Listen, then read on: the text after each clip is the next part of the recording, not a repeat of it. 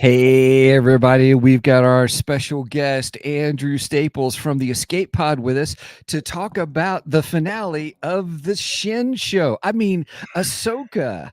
Welcome to Two Geeks and a Microphone.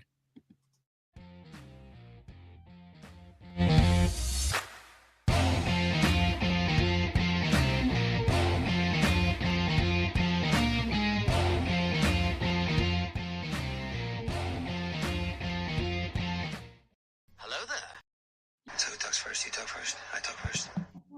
Well, hello there, everyone. Welcome to Two Geeks and a Microphone. I am your co-host, Mr. Stephen Boster, along with the one, the only, the most illustrious Mr. Michael Shanks. Mike, say hey to everybody. Good morning to all you geeks out there in Geekdom Land. And who is this with us today? I'm so excited for today. We have the president of the Shin Hottie fan club with us. Yes. Mr. Andrew Staples of the Facebook group, The Escape Pod, which we frequent. We do, by golly. Andrew, thank you so much for joining us. Well, thank you for having me. I haven't done any podcasting in almost 2 years. The Wow. Spider-Man No Way Home recap I did on a show I had one time. That was the last time I did anything, so I've been looking forward to this. Oh, we're excited to have you. I will say this, and I'll tell everybody, I have thoroughly enjoyed your post on the Escape Pod about the Shin Hati show. Well, luckily we didn't see her demise in this first season. You show me the show if that happened. I would still be curled up in a corner somewhere. Well, hey, everybody, we are going to be talking about the finale of Ahsoka. And not only will we be talking about that, there's a lot to talk about, but just overall impressions of the show as well. And so I'm pretty excited about that. So, but first, let's roll into our geeky news and geekdar. Okay. Well, we have no geeky news today. I just haven't found anything really worthy to share on the show. So we're going to skip geeky news and go right into geekdar.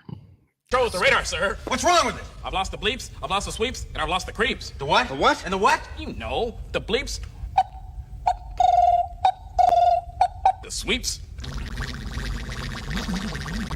and the creeps. That's not all he's lost. Yeah, and people say the same about us. All right, who wants to go first for their geekdar? I will go first. So right. Everybody knows that we've had the old Mr. Eric July from the Rippaverse on, and he had a special deal on the website that Mike sent to me. So I have here, dun dun dun, from Rippaverse. Ooh, you gonna do an opening for us? What? Awesome. Look at that. Look at this packaging. Everybody, it's if you're listening to the audio version, I am unboxing the cardboard portion of the packaging, which is, I mean, really you're paying for this packaging too when you get it, but that's okay. But I got ISOM 1. Nice. Now I've not read it yet, but boy, this thing's heavier than I thought. Yeah. It's a pretty big book. Yeah. So I'm pretty excited about it. I'm actually ramping up. I'm actually really interested in Alpha Core. So as he's getting ready to start that campaign here pretty soon, I'm kind of getting ramped up for it. So if you've not had a chance to check out the Rippaverse, I encourage everybody to do so. That was by far our most viewed show and on YouTube, and he was great. If you have not heard that interview, please go and listen to that, watch that. We get started, he comes in a little bit later, and we get started about 20 minutes in, I think, with him, right? And he comes in, so if you get a chance to watch that, really interesting, very interesting. And so far I've liked both ISOM 1 and 2. And like you said, I'm looking forward to Alpha Core, which will be his next campaign. And then his campaign for winter will be Yaira. And I'm really excited about Yaira. I want to find out more about her. She's pretty intriguing to me, you know, because she just kind of pops in and then pops out, and it's like, who was that? I want to know more. Masked man? Right. So yeah, I'm looking forward to that. All right, Andrew, you got a Geek Dar for us? Yeah, I've got the Darth Vader Duel's End battle damage figure from the Obi-Wan Kenobi show. Just came out last Sunday, and look forward to opening that up. You can see Hayden Christensen's face pretty good in that. So nice. And then I got this. This just came yesterday. It was a letter from the lady that plays Shin's lawyer, saying that I can come to any event that she is at, but I have to be 100 feet away and can only wave. But this letter will go great with my letter from Daisy Ridley's lawyer, Taylor Swift's lawyer, and Elizabeth Olsen's lawyer. So that's going to go up on my wall. I'm really looking forward to that. Can we call you Andrew the Stalker? No, those are fan mails. You know, he got fan mail from letters. Please stay at least 150 feet away. I know one of my friends had tagged me on Facebook the other day, like, some of the actors are going to be at this thing in California. Like, you want to go? And I'm like, yeah, if it wasn't so far, maybe. But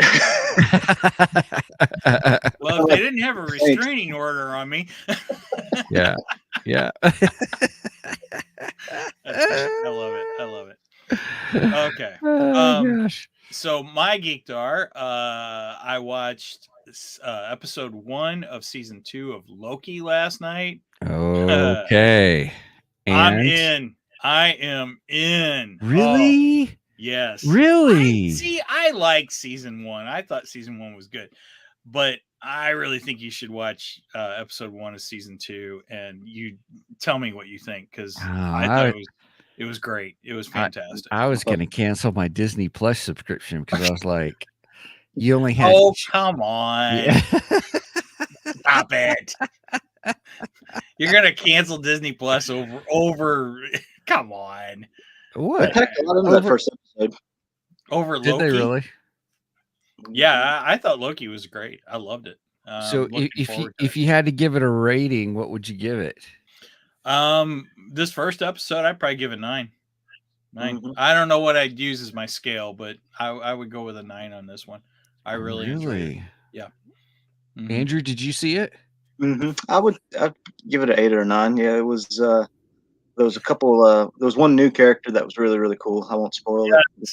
Yeah, I won't spoil that either. But I was really happy with the new character. All right. Yeah. It was worth watching it just for him. I mean, it was... Right. Agreed. Right. Agreed. Yep. I did. I have one other thing for Geek Dar. Okay. So I'll wait. So no, are you done with Loki though? Anything else about Loki you want to share? No, I just wanted to say that I saw it and I really enjoyed it. Yep. I think we should do a wrap up at the end of the season of it. Okay. Which means, Steven, you got an assignment to watch it now. Oh man. Of course, see, I also like Sylvie, and yes. I'm really excited about what they do with Sylvie. So okay, you know, my daughter Megan doesn't like Sylvie. Oh, fun. Sylvie Pop, nice. Okay. Megan's got a bunch of Loki pops. She's got I don't know how many of Loki. Loki and Harley, I think, are her most. Megan, how many Loki pops you got? I don't know off the top of my head. So many, funny. She can't remember. She can't remember. There's so many. Although she doesn't have Sylvie. Yes, I do. Oh, you do? Mm-hmm. I didn't think you bought Sylvie because you don't like Sylvie. I like the way she looks. Sylvie's great.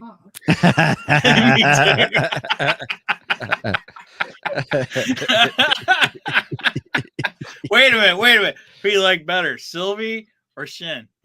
Well, now it's Sylvie season. So season 2 is Sylvie. Season 2 is Sylvie.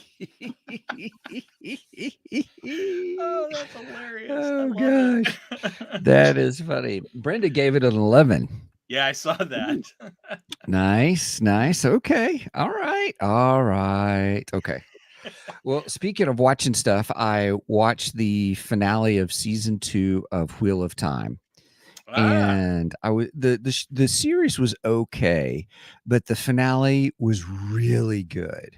It was really good. The season 2 finale was it was like finally you led up to something, kind of a thing. So it was good. It did a nice job of tying up some of the storylines from season 2. It does a nice job of leading into season 3. I think they did books 2 and 3 of the Wheel of Time series in the season. Megan, you pulled that power on.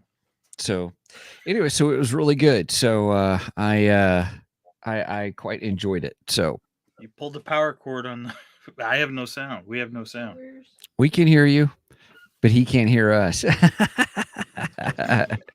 So everybody, while they're working on technical difficulties, they're over at the Shanks household.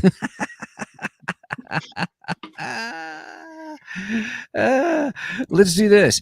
All right, let's move on to I'm very excited, and we are going to move into our main event. So with that being said, here we go.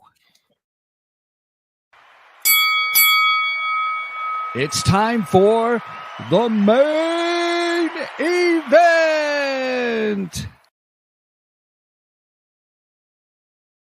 Da-da-dun. Time for Ahsoka finale. Ashoka, as my wife would jokingly say. Sorry about that. Megan pulled the power on our soundboard. So I completely lost sound. It's all good. It's all good. Hey, I was going to ask you something real quick, and then I lost sound. So you're talking about, we'll go back to Geek Jar for just a second. Sure. So you were talking about Wheel of Time. Yeah. I got to ask the inevitable. How many Steven skips? None. Okay. None in the finale. None and just whatsoever. To let you know, we've crossed over with Three Geeky Dads, apparently.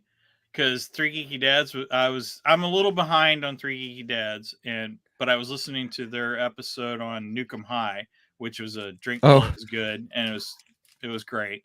Right. But in the beginning, they're giving their reviews of it, right?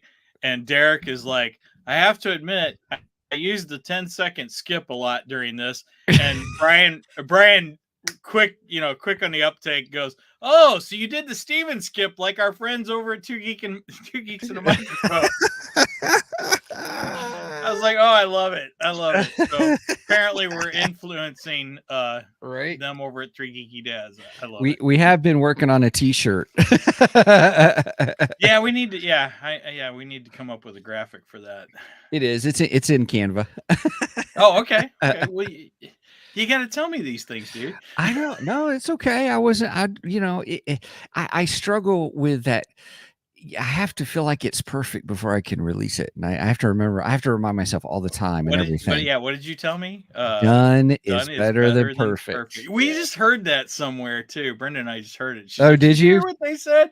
Yeah. It was something on. Oh, it was a new YouTube channel I discovered on Halloween costume building and stuff like that. Oh yeah, really fun. I'll have to get the name of it, and maybe that'll be my Geek Dart next week. That's good. All right. Ahsoka, or as your wife would say, Ashoka. All right. Brendan and I say that every week, by the way. Do you? Yeah, we do too. Or, actually, my wife, now that Dancing with the Stars is on, we go to our separate corners and watch whatever show we're watching. Of course, Andrew, he goes on and says, Shin, Hottie. Right. No, I'm like, why do they always say the wrong name of the title? Everybody. Right. I don't get that. What? All right, let's give our ratings. Overview ratings. I'm excited about this. What are we picking for our scale? Shin lightsabers. Well, I was kind of thinking zombie troopers, but that's a good one. That's a good one. I was thinking Mortis sanctuaries. We got 3 different ones. Okay, I say we use each of us use our own. Really? How's that? What? Yeah. Okay, cool. We'll go with that. All right, let's We'll do start this. since Andrew's the guest. We'll start with Andrew. I watched it again last night, and I think I give it a 9. I give 9 because the first time I watched it, something didn't sit totally right with me, but after the second viewing, it really got better. So I am right there with you, Andrew. Right there with you. Interesting. I look forward to hearing about that because we're trying not to do spoiler territory, everybody. We kind of give our overviews just so you know. If this is the first time you're joining us, we thank you so much for being here with us as we crack up. And I love, Andrew, I love having you here with us. So so you give it 9 Shin lightsabers. Yep. Okay. Nice. Nice. All right. Steven. I give it a good solid 8.5. Nice. I give it 8 because the episode was good. I enjoyed it. Still not as good as episodes 5 and 6. Oh yeah, I agree with that. But yet the very, very end with Balan Skoll, I was like, oh, I give it the extra 0.5. Almost, maybe I'll give it a full point. I'll give it a 9. I'll give it a 9, full point, because the implications of those scenes, and I'm looking forward to talking about that, are just phenomenal. Great. And I think it proves some of my points that I've made previously in the show. So I'm very excited about talking about it. Okay. I'm excited to hear that. All right. So, I am a lot like you on my opinion of this, Andrew. When I first watched it, I kind of went, huh? I don't know how I feel about this. In fact, our friend Jeffrey from Nerdery and Murdery messaged me today, and he's like, I think I'm done with Ahsoka. He has really? Because it's the end of the season. Yeah, he did not like this episode whatsoever. And I says, and he gave me some reasons and stuff, and I go, okay, I get your frustration. I understand that. Oh, I can't wait to hear what that was. Well, we'll be talking to him at the end of this month, so we'll I'm sure he's going to pop in the chat here and there. I would think, because he has been. Anyway, so there are some things that I agree with Jeff on, but I needed to watch a second time, just like Andrew. And after I watched it the second time, I'm like, even though there are some things that bug me, I really like this series. Ahsoka was kind of flat in the beginning for me, but once we got to Ahsoka White, I really liked her a lot better. Much more better. Much more better. Cheers, everybody. I think Ezra is perfect casting. I mean, man, they got him spot on to the animated. If you've not watched Rebels, go back and watch Rebels. There are some duds throughout the four seasons of it, but there's some really good stuff in there too. And I really like Ezra a lot. So yeah, I think they did a great job at casting him. He was just fantastic. So that's in the plus category. I'm still not sold on this Sabine and the Force stuff. It bugs me. We're missing a part of the puzzle. I know Huang gave us a little piece of that puzzle to help, and it did help a little bit, but I still don't see where Ahsoka sees this ability in her. I don't get it. It just doesn't make sense to me, and there's a disconnect, and it bugs me. So that's my hardest part of this whole series. Okay. And then of course we got freaking zombie troopers. I mean, yes. Spoiler alert. Zombie troopers. Death troopers. When we got that scene, I totally thought about you in that discussion that you had about that book that we had in the previous episode. Oh yeah. In fact, there's a moment. There's actually a Sabine moment. I went, yeah. So, all right. So I will give it, since we had zombie troopers. Sorry, spoiler. I I'm going to give it 9 out of 10 zombie troopers. After the second watch, the first watch, I probably would have only went 7. But after a good second watch, Okay. I was like, yeah, I really like this episode. So it does take a couple watches to get it, it grows on you. Agreed. I did watch it twice myself, so I'm right there with you guys.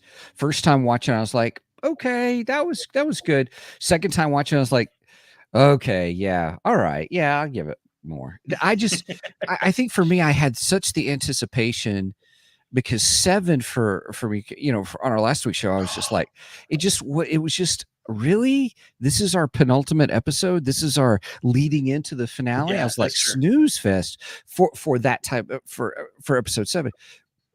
Because 5 and 6 were so good. And I still think those are better than those episodes are better than. Wait a minute, they were what?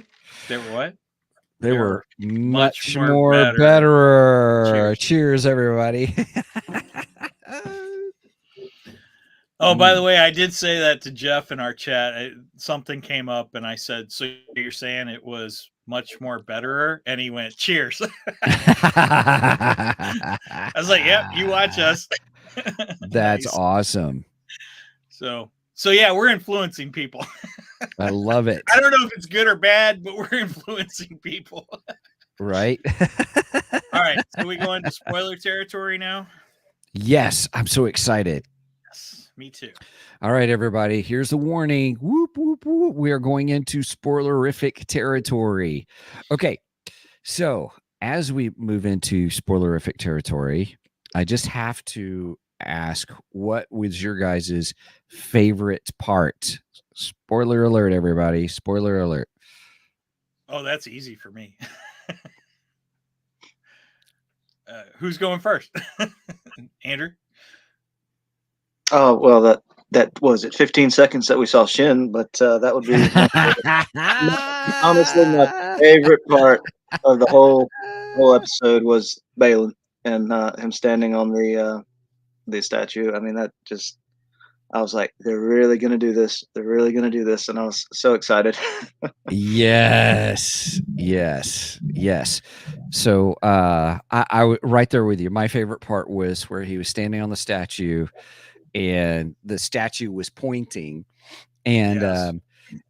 And so let me I'm not quite ready yet. I'm sitting there trying to prep my pictures for us, and I can't find my other picture. That picture's nice. Yes. I got to make an allusion to that. Awesome. Well, I can't find my there's the main picture I'm trying to find. Well, you look for that, and so as much as I love that scene and I love the foreshadowing of what's to come, I absolutely love that. Although it brings a slight dread to me because the fact that the great Ray Stevenson has passed away, and so we've lost him, and so I'm questioning. I'm like, well, where do we go? Are we recasting? What's going on? I'm at this point, I think you have to recast. I don't see how you can go on with the way they set that up without recasting the role. Right. And there's part of me that dreads that because it's like, I don't know if anyone's going to be able to play that role quite like he did. But at the same time, I want it to be played out. I want to see what the story is, that what Filoni has in plan for that character. I think that'll be incredible. Although that wasn't my favorite scene. My favorite scene was the zombies. Okay. This is a Star Wars dream come true for me. Ever since I read Death Troopers, I have wanted zombie stormtroopers in live action Star Wars, and I never thought we'd get it. And I thought this was fantastic. Absolutely loved it. I love the green eyes, the reanimation, and just them endlessly coming at them. It was so cool.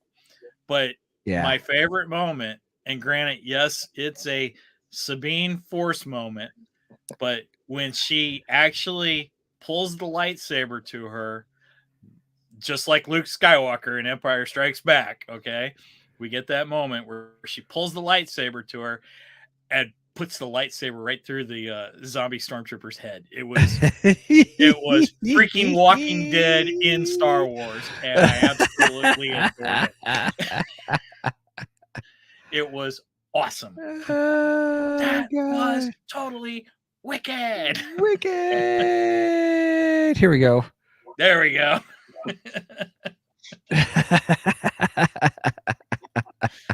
and even though I'm not big on Sabine and the Force, that moment I went, yes. You learned how to kill him. Good. Excuse me. Because you gotta pierce the brain. That's the only way to kill the zombie. You're so funny. And that's what we kept saying. You gotta kill them. You gotta destroy their brain. You cut their head off. That's the only way to kill them. Because they kept going for body shots and stuff, and it's like that doesn't work. But they don't know that in this universe. So right. It would be great if we got as Walking Dead, Walking Zombie, Walking Stormtrooper show. Oh, give me a one-off movie of Death Troopers, and I will be thrilled. I'll be thrilled. They could do it for a Halloween thing. That would be amazing. And I want action figures. Come on, we gotta have a night trooper action figure with a partially open mask with you see the zombie head inside of it. And yeah, I do have to say Rebel Force Radio was right. Jimmy Mack was right when he said the stormtrooper wasn't dead long enough to be decomposed like that. Oh, the one where we saw the mandible kind of right. Yeah, which looked great. I mean, come on. It did look good. It did look good. You can't have a zombie stormtrooper not look like that. But at the same time, it's like, okay, were they already dead to begin with? And then, I don't know. A good call, unless they were already dead. But no, that wouldn't make sense, though, I guess. Makes sense. So I don't know. I don't care. I that's one of those ones I'll just let it go and I'll just enjoy it for what it is. So let it go. Let it go.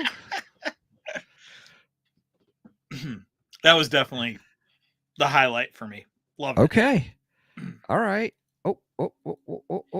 Okay. Hang on a second. Pictures now? Hang on a second. I tried to stall long enough to get you some. I know, and I really appreciate it. Thank you. There. Okay. Here we go, everybody. Okay. So I want to go back to my favorite part, along with Andrew, is I'm going to show you. It's going to be really hard to see in this picture, but I'll explain it to those who are. It is a great scene. Oh my gosh. So if you, I'm going to do the entire screen. Here we go. So what I'm sharing, everybody, is a picture of if you are looking out, because I always thought, oh, it's such a nice scene of seeing over Balan Skoll's shoulder, looking at this, this mountain region and stuff. Yeah, it's a beautiful shot, by the way. What I missed in the first one, but caught in the second one, it's not going to let me zoom in, but right here, if you see it, you'll see a little itty bitty star or a little itty bitty light. Yep. Kind of a thing. Shimmer of light. Now, I went back last night while I was working overnight. It was only me in the store, and so I rewatched the Mortis trilogy. Oh, nice! I haven't gone back and rewatched it yet. So it's hard to see this, but it is the Mortis sanctuary with that light at the top. Because I was like, if he's on the father statue, the Mortis father statue, then I'm like, okay. Now, after rewatching it, though, I was like, well, is it? Because I told everybody, I think it's the sun, because of the scene that we saw in the first or second. I can't remember which episode it was, but we saw the creature that the sun transforms into, and I kind of confirmed that. So I like, it's got to be the sun. But after watching the Mortis trilogy again in Clone Wars, I was like, well, wait a minute. Did he die? is he dead? Kind of thing. Did Anakin kill him? Kind of a thing. So, but I still think it's got to be the Mortis Sanctuary. Has to be. So wait a minute. So you rewatched Mortis? I did rewatch the Mortis trilogy. So the father died for sure. The father died. Yes. The daughter, she died because she gave life back to Ahsoka. Right. Because Ahsoka was dying. Yes. But then she kind of got transferred into Mirai, the owl, which we've seen in this episode. We've also seen Mirai in I think it was in Boba Fett when we saw Ahsoka. Is either Boba Fett or Mandalorian, I forget which. But we saw her there too, the owl, Mirai. And and then we think Anakin killed the son. So now there's a theory out there.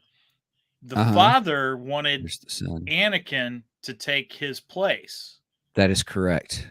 And there's a theory that Anakin has taken his place. I would, based upon rewatching Mortis and the way the Mortis, it does lend into that theory quite strongly.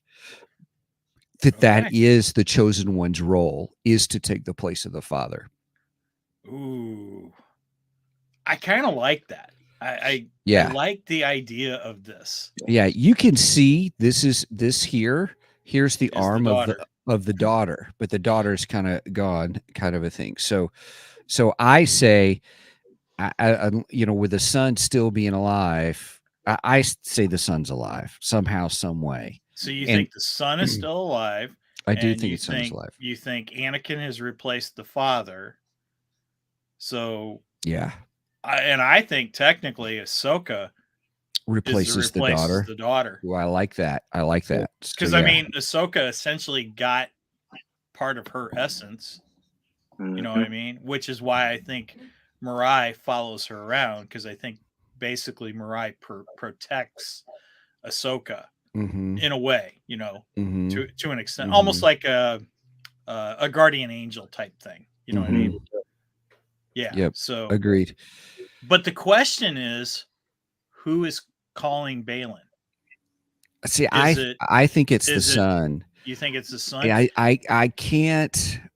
If they go the Abeloth route, oh gosh, I hope they don't do. I hope they don't. But if they do, that's pretty dark for Star Wars. Even though this was a dark episode, kind of a thing, with the zombie troopers and that kind of a thing. Honestly, even with what they did with Elsbeth. That's true. Is a little dark for Star Wars, but I mean, I was okay with it. I'm not complaining about it. It was, but I was just like, I don't know if they'll go that far if it's Abeloth. That's why I think it's the son, because I also think that's who we saw was the son's, as Brenda said, spirit animal. The son's transformation. Because when I rewatched Mortis trilogy, I was like, yeah, that's the son. It's got to be the son. Well, in one part of the episodes, the son turns into a gargoyle and the daughter actually turns into a griffin. I know, it was so cool. So I mean, the daughter's turned into a griffin, and then later after her death, we believe she turns into Mirai the owl. So I don't know. I don't know what to interpret. I think it's just great lore that we are getting through Ahsoka, and very excited. I was like, oh my goodness, when the statue of the father was there, I was like, oh, my geekdom just went, oh, I got geeky, what's the word? Goosebumps. Geeky goosebumps. It's almost like the Star Wars Mount Rushmore in a way. In some ways. Right? Right. Yeah. I like that. The Star Wars Mount Rushmore. Although most people would think of Star Wars Mount Rushmore more as Anakin, Obi-Wan, probably Yoda, Shin.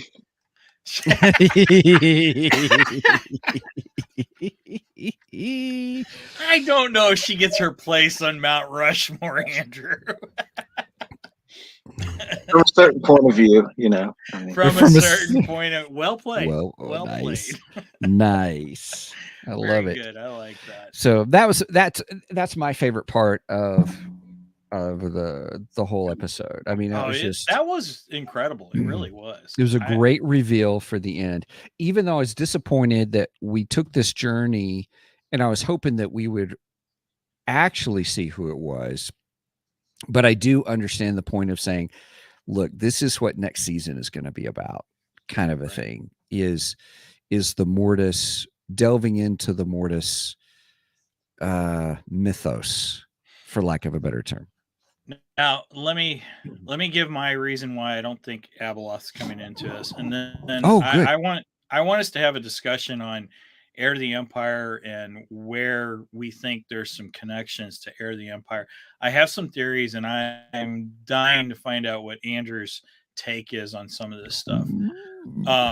So first of all, with Abeloth, the reason I don't believe, and I know all the YouTubers are just, biting at the, chomping at the bit at the whole Abeloth storyline. My thought is, though, Abeloth is not a George Lucas written character whatsoever. And the Mortis gods, the ones, they are 100% George Lucas. I mean, they're George Lucas and Dave Filoni. So I just don't believe Dave Filoni is going to pull in a non-George Lucas into this, item into this story. I love that. I love that rationale. So that's my reasoning behind. I don't believe it's Abeloth. And I know everybody's going nuts over the whole Abeloth thing. I think it's too deep a cut for most, especially casual Star Wars fans. There's already been this issue of people don't even understand who Ahsoka is because they didn't watch the Clone Wars. And if they don't know who if they don't know who Ahsoka is, they're definitely not going to know this Abeloth and get this Abeloth thing. So, and it's not like you can just go on Disney Plus and watch something about Abeloth, where you can go on Disney Plus and get the Mortis trilogy, Right. So just for the record, everybody, Mortis easier. trilogy is season 3, episode 15, Nice. 16, and 17. Nice. I'm gonna go back. Maybe we'll have to do an episode on just the Mortis trilogy sometime soon, and that'd be fun. All right, so we keep getting Heir to the Empire. I mean, it's thrown around. I don't know how many times. We could probably make a drinking game out of how many times Heir to the Empire has been said during this series. Okay.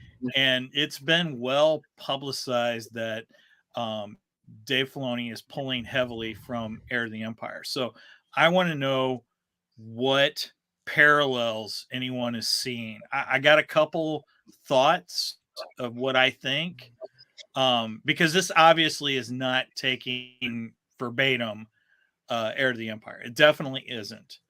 But I kind of want to know what you guys think are some parallels in the Ahsoka series to the Heir to the Empire story, and where you think we might be going from here. That was my thought on this whole episode, actually, honestly. And so there is, I kind of think, in a way, the mothers, whatever you call them, the witches. I almost think they represent Seoboth in a way. Okay. Because Seoboth was this insane clone of a Jedi master, and who was a dark Jedi, basically.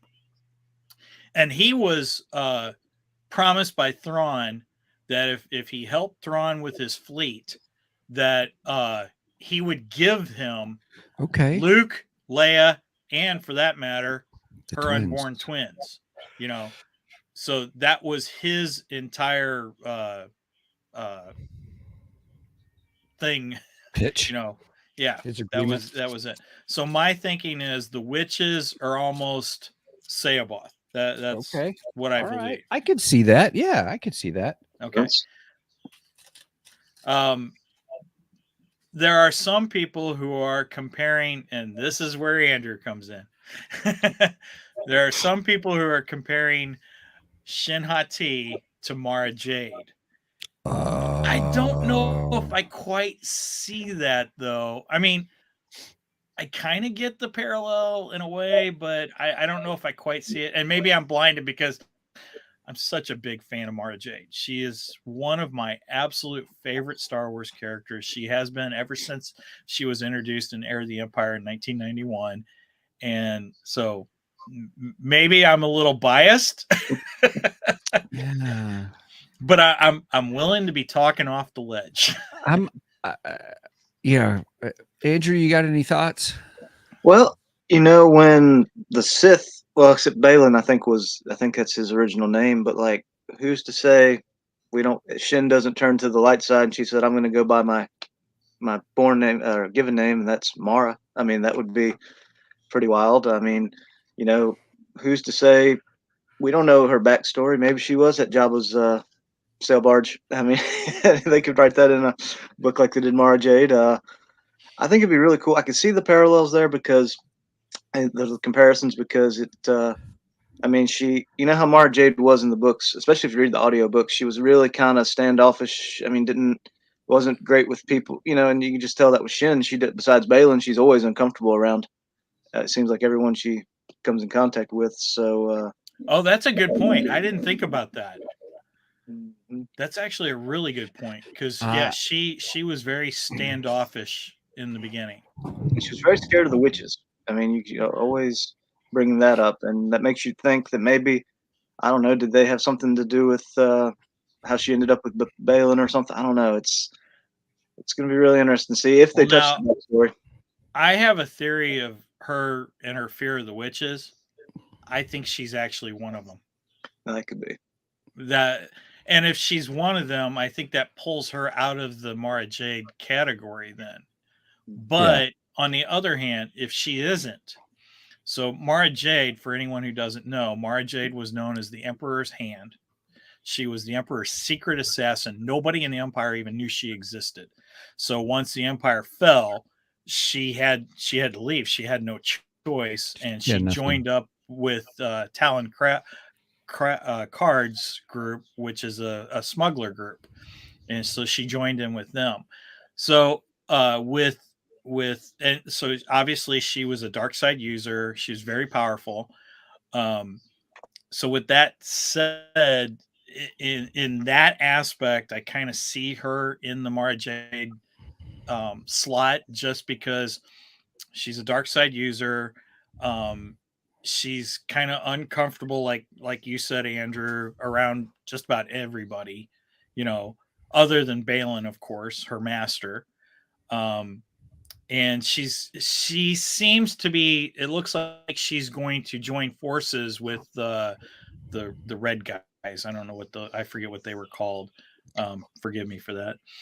But she seems to be joining forces with them, and that's almost like Mara joining with Talon Card's group. You know what I'm saying? And she doesn't come to the light side until she meets Luke Skywalker, and she's forced to work with Luke Skywalker. So those are the parallels that I could see with Shin. Shin could be placed in that same type of atmosphere.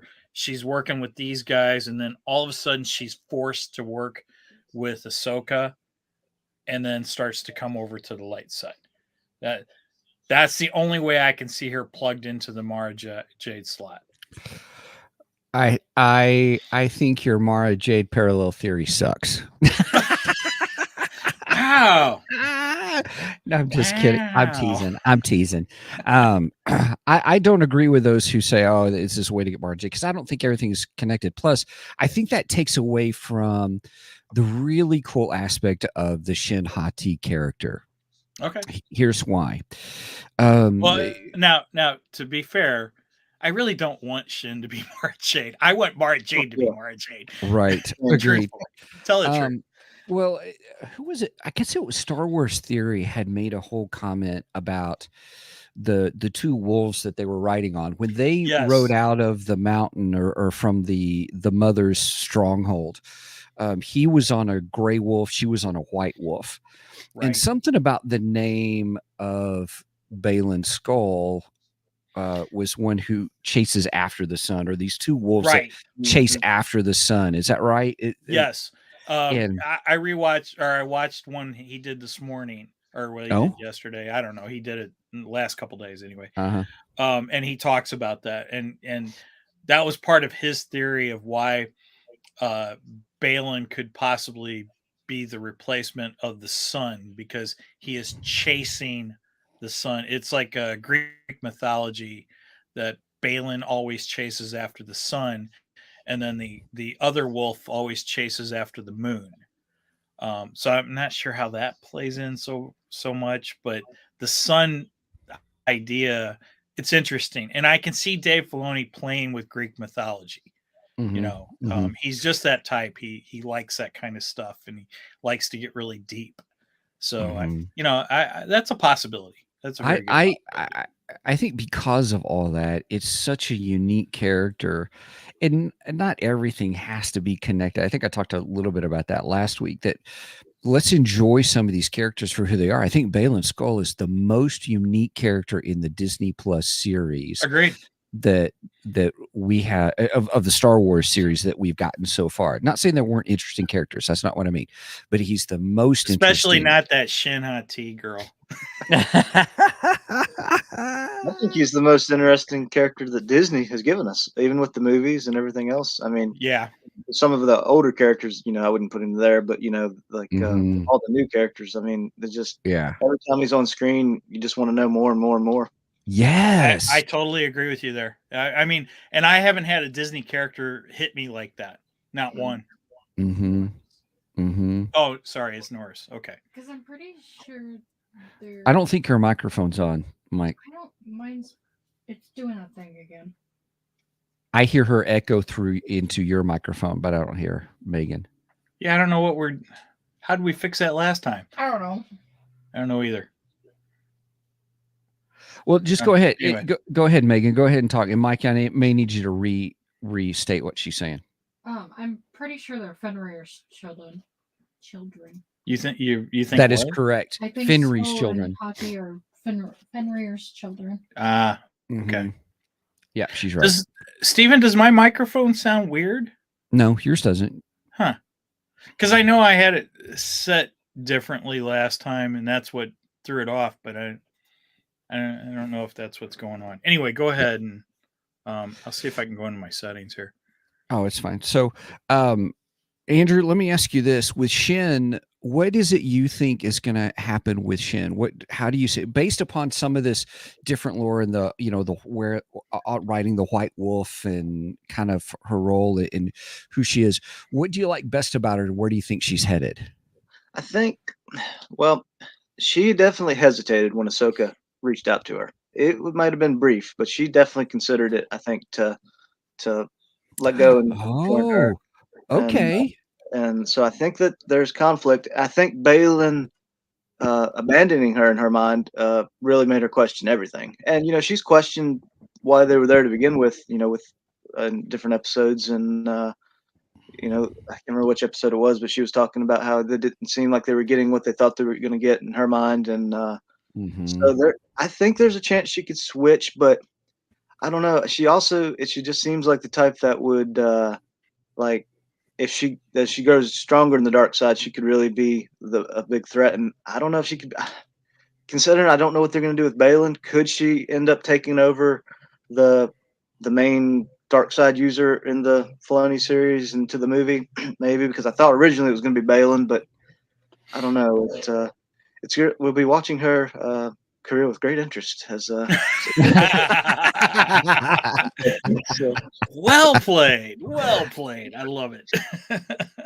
That was good. That was a quote from like she wants to belong, and that's what I thought at the end when she was going to that tribe. Like, she could have been off by herself, but she didn't want to be alone on that planet, and so that was interesting too. Well, and I think she does need somebody. She can't just be on her own. I don't think she's ready for that. Honestly, she's not quite strong enough in the Force to just be off on her own at this point. So, I think she needs that group. one of the most intriguing things I think that Balan said, he trained her to be more, and I want to know more what that means. And that, I think that leads into I'm curious about the whole witch theory that you said, that she's part witch, possibly, maybe, and all. So why do you say she's part witch? Well, just her fear of the witches themselves.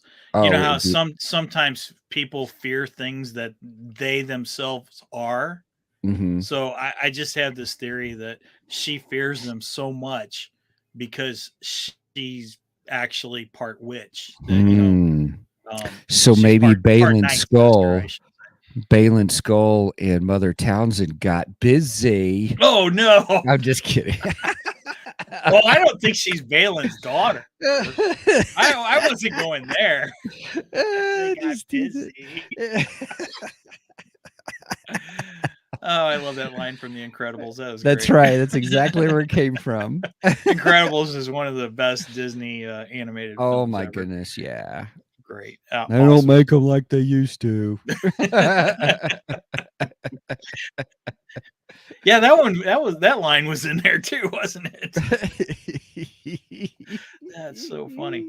But yeah, I think she's part Night Sister, and that's why she fears them so much. And she just doesn't want to become what they are. Mm-hmm. And maybe that's actually the light side coming out in her, that she fears them so much that she doesn't want to become them. Maybe that's where the influence of the light will come in. Just theories I'm throwing around. No, what I would love to see, I don't know if they'll do it, but I would love to see a Tales of the Jedi where they do those things where we see Balan when he was young, then middle, and then like the last one would be where he finds Shin. And I mean, look, they could. I mean, like, what were those episodes? 8 minutes, 5 minutes? Yeah. They could do a lot in 3 little arcs and fill in so many gaps. And I think people would watch those episodes now. I think a lot of people went back and watched the Ahsoka episodes from Tales of the Jedi. So I hope they do something. Are you giving Disney permission to use that idea then? Yeah, just you heard it Disney. Here first. With the others. I put that letter up with the others from the.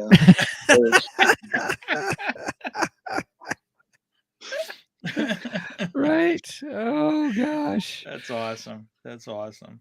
I would love just a Balan novel, comic, whatever. Just give us something to fill in some of these gaps.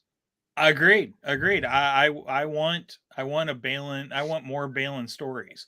And whether that be novels, comic books, or what, I want it. Or for that matter, like you said, animated. I'll take some animation stories on him just so we can find out who this guy is. And he's intriguing. He really is. And to me, Shin, I like her, but without Balan, I'm not as interested in Shin. I know. What? Are you saying she's another pathetic life form? Yeah, kind of. Master, something tells me we picked up another pathetic life form.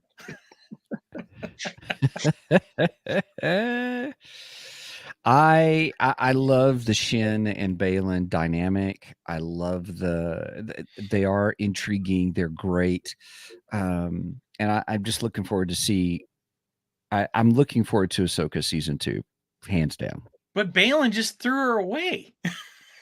Well, that's shocking. That did me too. That was out of left field for me. Well, I mean, it didn't at the same time, because I did tell my wife, I says, because I felt that their intentions were different. Because he said, I have a greater purpose, where she kept craving the power. So, I mean, there was part of me that wasn't totally shocked, because, I felt he got to a point where, yeah, okay, she's craving the power too much. We have to separate. But at the same time, I didn't expect it then, I would have expected something else to lead up to that, to drive a wedge between them. Yeah, I don't know if there's a wedge between them, but they did do a good job of setting up saying, just as you said, because when you said this, they had different paths that like she wanted power. He, as a mentor, realized, hey, if this is where you want to go, this is what you want, it's time to let you go, let you fly on your own. If that's where you need, because that's where you'll find it. For me, this is where I'm headed. Right.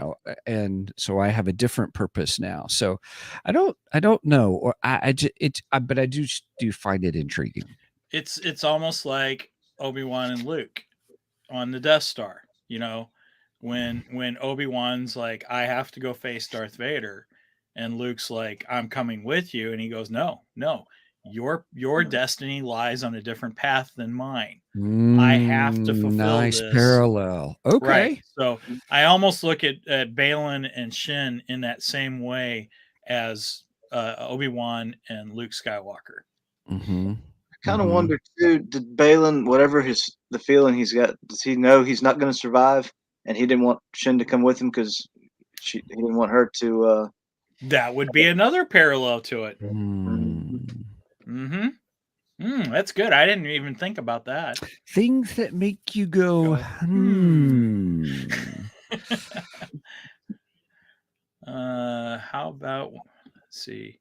How about when Ahsoka wasn't left alone? Oh, yes. I did enjoy that. That was, thank you for the reminder. So Ahsoka kind of gave this whole story about her and Anakin, and how Anakin never left her side, and he always had her back and everything. And then you have Sabine and Ahsoka, and Ahsoka tells Sabine, go, I have to finish this. And then you have the scene where Sabine throws Ezra onto the Star Destroyer, and then Ezra is supposed to help pull Sabine onto the Star Destroyer. And I was like, is she really going to go? Is she really going to leave Ahsoka? Even after that whole, spew of, a master doesn't leave the apprentice. Yeah, and that whole monologue. Right. And I know in this case, Sabine is the apprentice, but still, you don't leave. And then she shows up, and I was like, oh, good.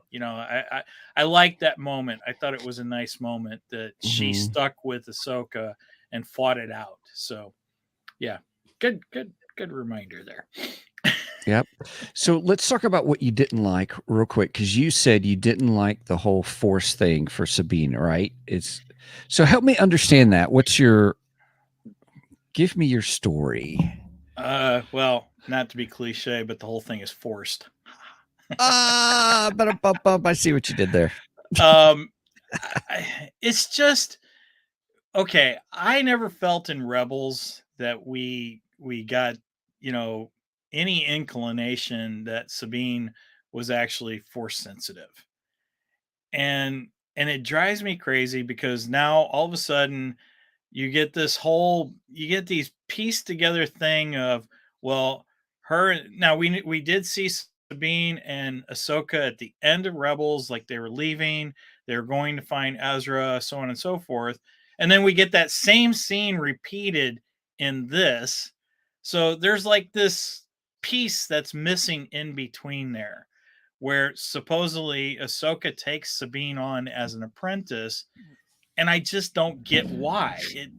It doesn't click in my head why Sabine. And I know there's the whole thing of, well, it just makes it to where anybody can have the Force. I don't like that. Yeah, here's what your wife said. I love this. You get the Force. You get the Force. Right, exactly. Exactly.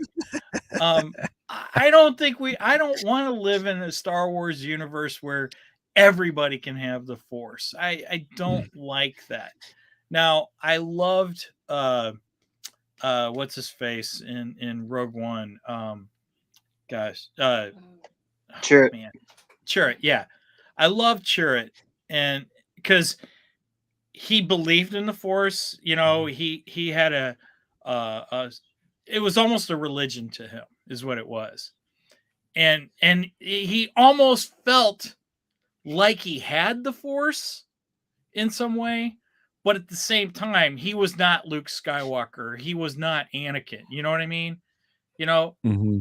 I like it in that sense that people can follow it and get a I don't know, yeah, some kind of taste of it, you know, so so on and so forth, but not necessarily be a Force user. And I think it's more interesting when you have people who have the special abilities and they're the ones who are very strong in the Force, you know, that kind of thing. But this whole you get the Force and you get the Force, I'm not fond of this idea. I just don't like it. It's to me it waters it down. You know what I mean? Okay. Sure. Again, Sure. if everyone is Superman, then we don't have a Superman. Dude, this is like we're doing all kinds of Incredibles movie references. If everyone's super or if everyone's special, then no one is, or That's something right. like that. Yeah. Interesting. That's right. Interesting. I personally I wanted Sabine just to be an incredible skilled warrior. She's Mandalorian. Agreed. And then all of a sudden, now that she was able to pull the lightsaber to her, then she can force push someone. I'm like, oh man, that's quick. I don't know where I'm at with it. I'm not comfortable with it. I think that's the problem. I haven't accepted that that's where we're going with it. So I do agree with you. I do find it awkward kind of a thing. So Andrew, how do you feel on Sabine and the Force, and where are you at with this? That was during the first viewing. That was something I wrestled with a little bit, and it didn't bother me in the second viewing. Okay. Okay. I saw a lot of comparisons to Luke because when we first met Luke, there's no signs of the Force, and when he first shows up in A New Hope and everything, but by the end, it was starting to grow a little bit, and then we had the callback to Empire when he pulled the lightsaber, when she pulled the lightsaber. I have a theory. I'm interested to see what happens if they make it off the planet. I think that Force powers are enhanced on that planet, and that's why when Yu Wang said, that she was at the bottom of the list, but on that planet, maybe 1% is a 25% there. I don't know. It would make sense. Kind of like when you're on the moon, you can jump further. Mm-hmm. Yeah. Okay. Right. Well, I will say that's this. An interesting theory. I like in that. The Mortis trilogy on the planet that they're saying that it is a very Force sensitive planet. The Force was very strong on that planet. Yeah. Okay. I like that theory. So yeah, it'll be interesting to see what happens to Sabine once they come off of that. Now, the only thing that could crush her also, because I mean, she's already been told by Huang that she's the least Force sensitive person he's ever met, which actually I thought was great. I loved, and then she has that moment where she's watching Huang and listening to Huang and Ezra, and Huang compliments Ezra, going, "Oh, you must have been a very good student." And yeah, that just ticked her off, and she just takes off. Yeah. So, all of a sudden she starts showing abilities in the Force that are pretty intense. Draw the lightsaber to her, fight right alongside Ahsoka and be almost to Ahsoka's level, so on and so forth. And then all of a sudden she goes off and she doesn't have that again. I think that could crush her. I think that could really hurt her. So I don't know. We'll see. But I like the idea of the planet enhancing the Force abilities. I think that's a very interesting idea. And maybe we get some time still on this planet before they get off, where her and Ahsoka are training, and maybe with her training and the advancement of the Force there, maybe that helps her once she's outside of it. And I don't know, maybe that'll help ease my mind a little bit. Because go ahead. When we saw her try to use the Force the last time in the the regular galaxy, she couldn't even move a cup. But as soon as she gets there, So that makes me I think like about that.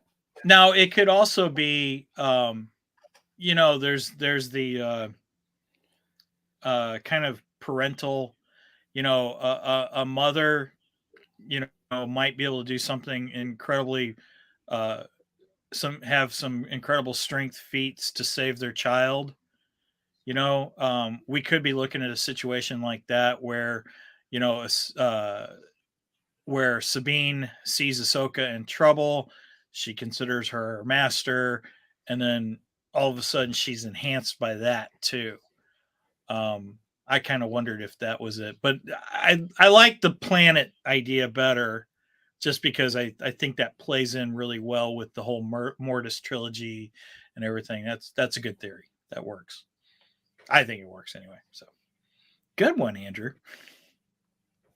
Nice. Team Shin. Yeah, that's right. Shin Hottie. How many jokes did we hear about Shin Hottie being a hottie?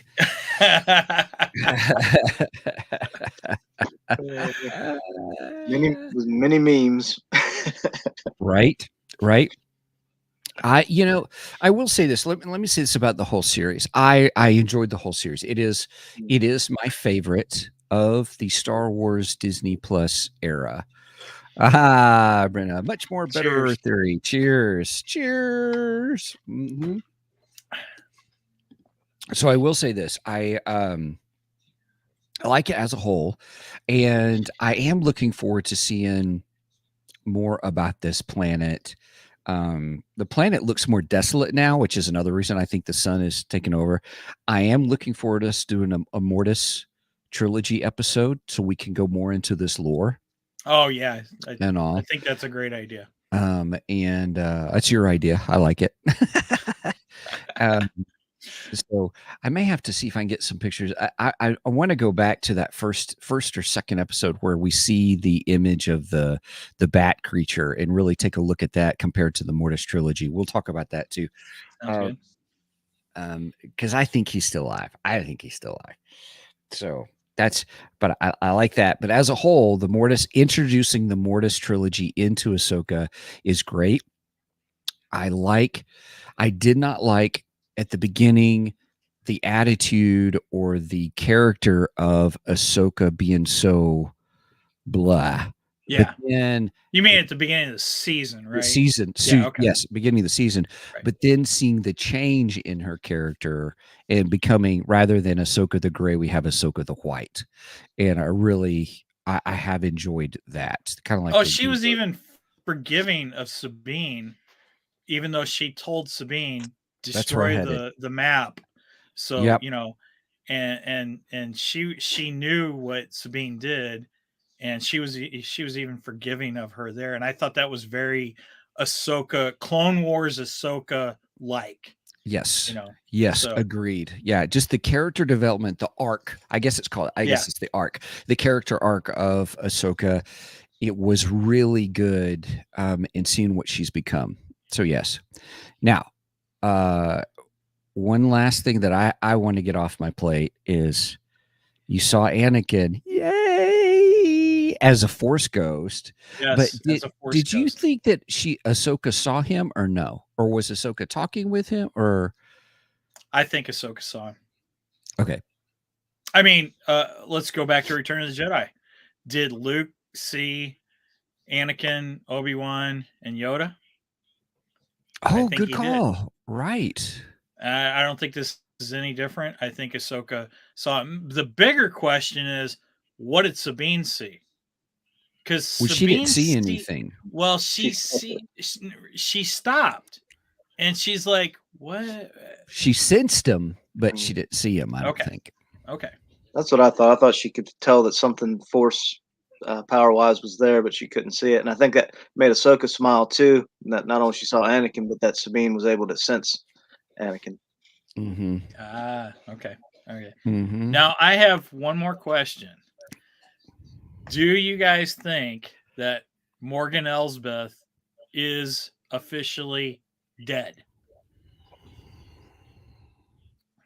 I think we could see her ghost on that planet only. I think that could. Oh, okay. I like that. I like that. I Voice. I would like to see more of her in this shadow person or whatever, the gift of shadow or whatever.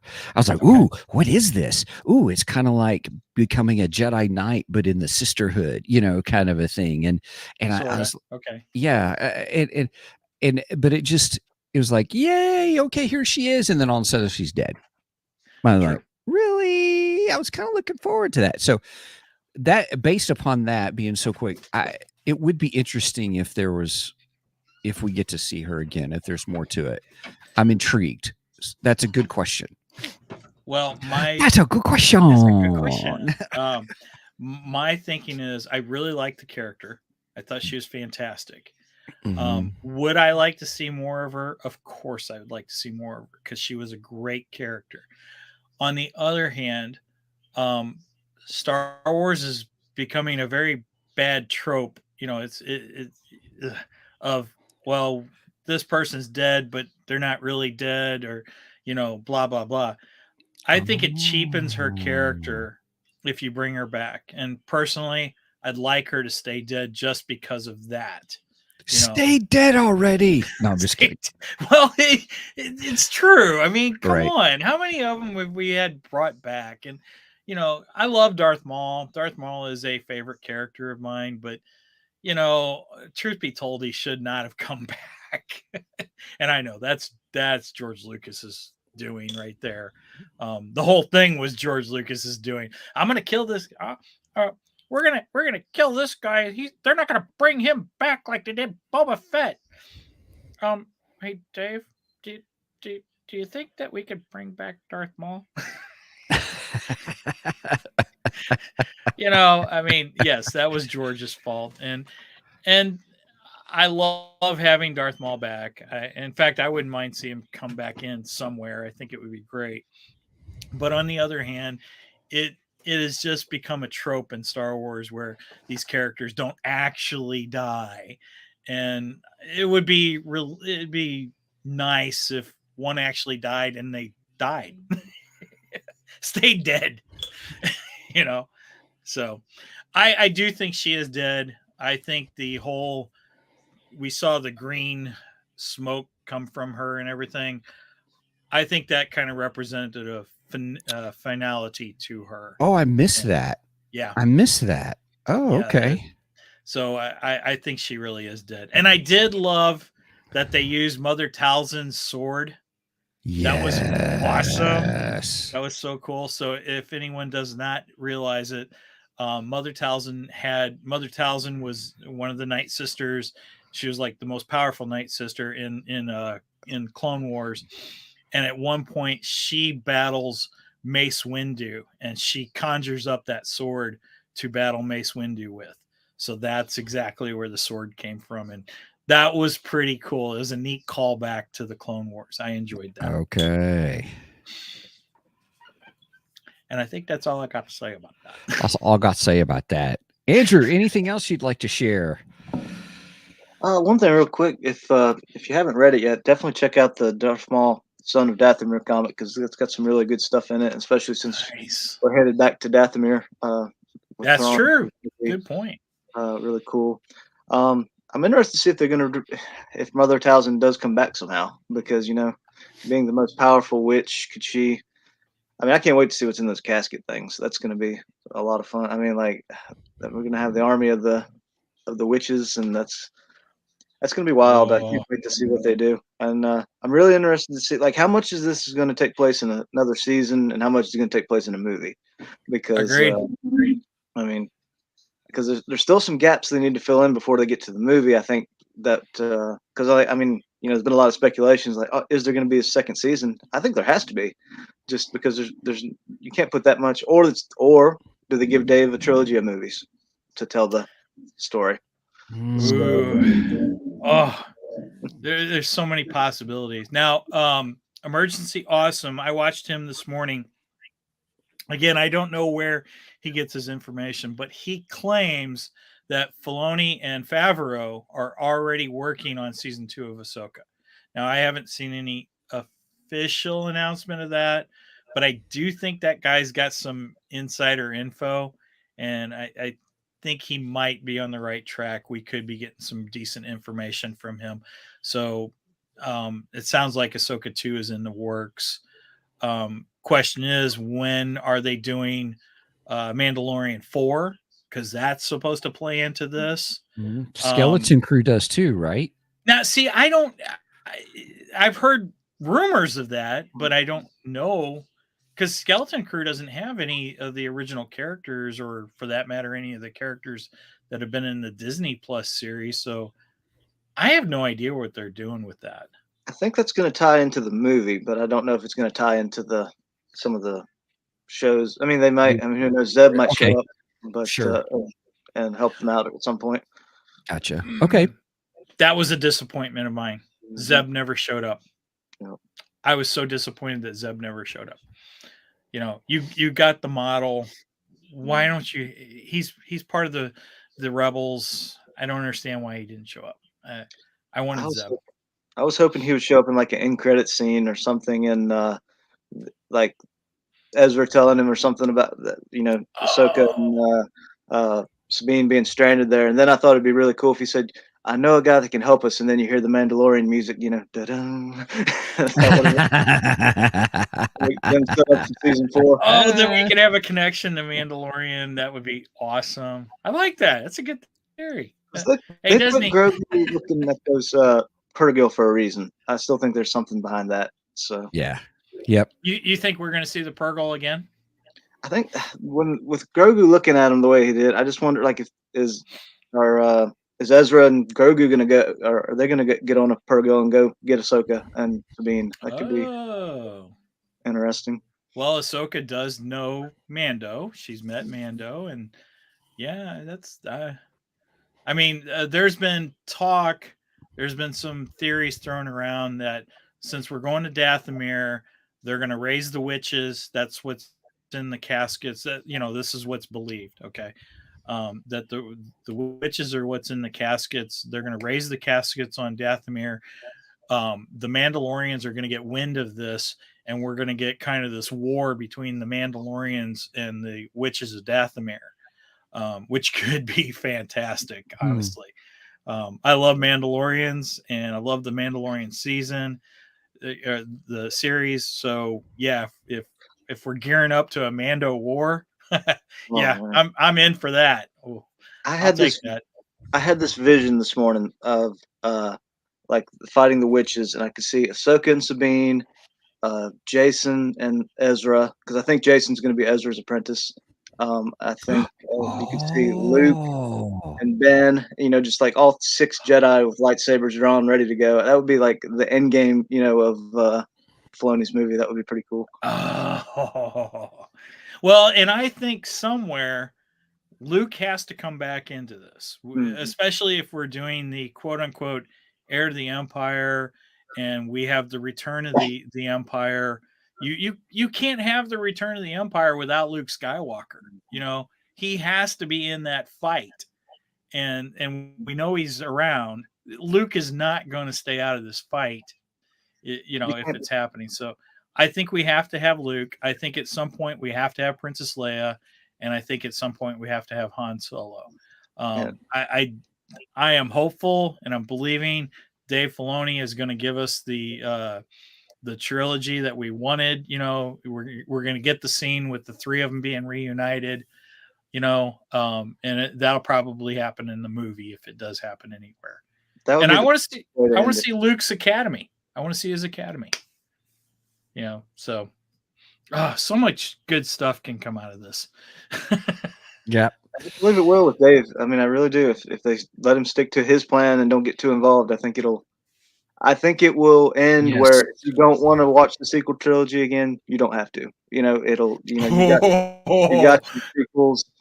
Because I think, and then they could put something in the movie where it teases the Emperor's return. But like if you wanted to cut it off after Filoni's movie and have episodes 1 through that, I could see Dave doing that. And well, Filoni did have a connection, because he did have Sabine say, "Oh yeah, and it's rumored that the Emperor is dead." They left it very open-ended, to play into the sequel trilogy and such. So it's not like he's, everyone's like, oh, well, Dave's writing off the sequel trilogy. And I don't believe he is at all. I think he's actually connecting dots is what he's doing. But I think he's doing it in a way to enhance it and make it better, per se. Like they did with the Clone Wars. I mean, there's a lot of people that said that they love or like the prequels more now because of it. So. I agree with that. I believe the Clone Wars enhanced the prequels a lot. Honestly, if you don't like the prequels, I highly recommend watching the Clone Wars. I also highly recommend reading Darth Plagueis. Yes, Darth Plagueis is fantastic, and it really, really helps the Phantom Menace. But I enjoy the Phantom Menace. I think it's a good movie. Well, I love the prequels. I know where you got that one. Yeah, I do too. Very cool. All right. Well done. Anything else? I can't wait for Shin season 2. Yeah. Open the door and he walked right through it. Yeah. I do believe we'll probably see more of Shin in season 2 than we did in 1. I think she has a bigger story. Yeah, I think she has a bigger role to play. And the only reason I say that is because I remember how Ahsoka got introduced. I'm like, what? But the character arc of Ahsoka overall through Clone Wars, from the movie through the series and through Mandalorian and all those, it's just been phenomenal. And I'm hoping that we have that with Shin as well, because I think there's just so intriguing. We've got this Jedi that's neither almost Sith, but not quite, and not gray Jedi by any stretch of the imagination, kind of a thing. So what if she is to be more? I'm curious about that, very much so.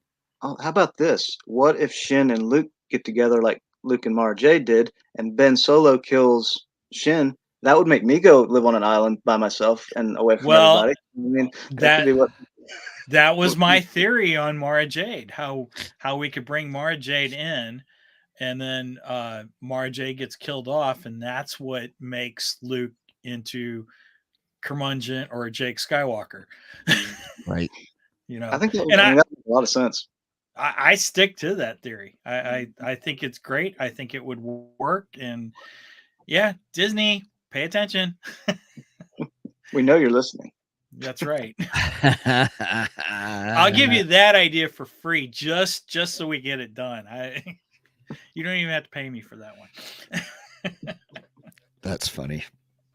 That's funny. If I can get that storyline, I'd be happy to just I'll give that one to them. They can have that one. Anyway. Right on. So if we do a Mortis trilogy, Andrew, you want to come back for that? Sure. Yeah. If everything works out. I've been wanting to rewatch it because how many people, when you talk about it online with people like, it's not going to tie into that. That's old stuff. And I'm like, I don't know. And then I'm like, that was my fist pumping, like, yes, because I was like, I was right. Yeah. And yep. And it's just, like I said, it's a great callback to George. And I agree. I remember hearing, I remember Dave talking about it and saying like that meant a lot to George, that arc. So yeah, I'm glad they did it, and I can't wait to see where it goes. In Filoni, I trust. So in Filoni, we trust. Yeah. I love it. Awesome. Well, hey, everybody. Thanks so much for joining us here on Two Geeks and a Microphone. Just want to share one thing real quick with you. Is that if you want to check us out, please check out our website at www.2geeksmic.com, the number 2 GEEKSMIC.com. There is the hub for all things Two Geeks. So you can get to our Ko-fi page, which is where you can support us. We've got a $1, $2, and $3 tiers. We keep it minimal, but we're kind of excited about just the network that we've created and the supports that we've got. So ko-fi.com/2geeks, or you can even check out our link to our page now. Oh, no. That's the old one, right? That's the old one. That's the old one. I'm going to take that off, everybody. Sorry. Whoops. So the new link is 2geeksmicmerch.com. It is I'm really excited. Megan www. and I worked hard to get that. 2geeksmike.merch. No, 2geeksmike merch. MERCH. Merch.com. This here. That's it. You got it. Right on. 2geeksmikemerch.com. So you can check us out on there. Pretty excited just about some new stuff that we've got coming up. And then also I want to encourage you, if you want to reach out to us, our email is show@2geeksmike.com as well. All right. Anything else, Mr. Mike? Yeah, with that said, please go. Oops, I hit the wrong one. Please go like and subscribe to us on Facebook and YouTube. I always lose the big one. Anyway, yeah, go over and like us on Facebook and YouTube. I'm extremely active on Facebook. Andrew knows that. Andrew and I go back and forth on Facebook quite a bit. But yeah, go like us there. Go follow us on YouTube so you can get notifications every time we go live. We go live every Saturday morning at 9 a.m. Central Standard Time. You do the math on the rest. And thank you, Megan. There is our little graphic for both Facebook and YouTube. And make sure and hit the little bell that gives you notifications for YouTube also. And you can find Andrew Staples, or the president of the Shin Hottie fan club, over at the Facebook group, The Escape Pod, which is a fantastically fun Star Wars group. Very positive Star Wars group. We try to stay positive in there. And then, Andrew, you also have a Marvel and DC side to that too, don't you? Yeah, I need to start promoting that a little bit more since we have Loki season 2 going on. But I'll share a link in that. And I think there's some other Escape Pod Facebook groups, but look for the one that's got a Balan and Shin cover photo, and that'll be the one that we have a lot of fun there. It's been a lot. It's just been a blast. I've loved this show. Love talking with all the fans about it, and yeah, just great time to be a Star Wars fan. Yes, agreed. Absolutely. All right. That's all I got, Steven. You? That's all I got. All right. Thank you guys for having me. Yes, thank you for joining us. Yep. And we look forward to having you back. All right. So with that said, over and out, and may the Force be with you always.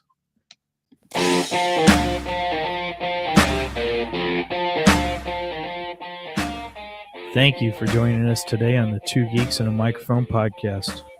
Tune in next week when we will have more news and reviews.